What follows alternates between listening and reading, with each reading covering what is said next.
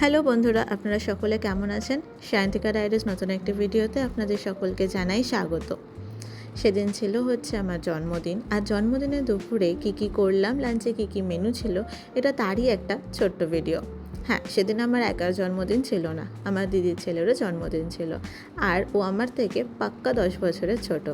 তো সকালে রান্নাঘরে গিয়ে দেখি মা প্রথমে এই 5 রকমের ভাজাগুলো ভাজতে লেগে গেছিলো, যেখানে ছিল হচ্ছে আলু, পটল, গাজর, কুমড়ো আর বিনস ভাজা।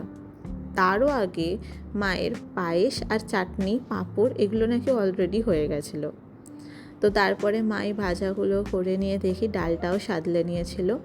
আর সেদিনকে ছিল হচ্ছে চিংড়ি মাছ। তো চিংড়ি মাছটাও মা এখানে এই যে করতে শুরু করে দিয়েছে, যেটা অলমোস্ট হয়েই গিয়েছিল।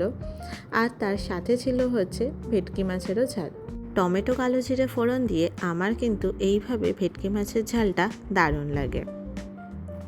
তো সেদিন দুপুরে টকাই মানে দিদির ছেলে, ও এসেছিল আমাদের বাড়িতে, মানে ওকে ডেকেইছিলাম। আর আমরা দুজনকে প্রত্যেক বছর বেশ করি একে অপরকে হ্যাপি বার্থডে বলে। তো এই যে আর একজনও চলে এসেছিলেন, শান্ত তো, সে নিজেই জানে না সে শান্ত কিনা। আর তারপরে মা আমাদের দুজনকে ফোঁটা দিয়ে দিল, দিয়ে আশীর্বাদ করলো, আর হচ্ছে একটু মিষ্টি খাইয়ে দিল।